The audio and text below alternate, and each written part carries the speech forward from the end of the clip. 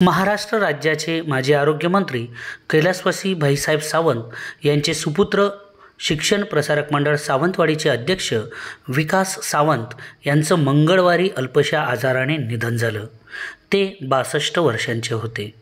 राहत्या घरी त्यांनी अखेरचा श्वास घेतला। आज बुधवारी माझगाव येथील स्मशानभूमीत त्यांच्या पार्थिवावर शोकाकुल वातावरणात अंत्यसंस्कार करण्यात आले। तत्पूर्वी आज सकाळी RPD हायस्कूल व ज्युनियर कॉलेजच्या सभागृहात विकास सावंत यांचे पार्थिव अंत्यदर्शनासाठी ठेवण्यात आले। विविध क्षेत्रातील मान्यवरांनी यावेळी उपस्थित राहत पुष्पांजली अर्पण केली।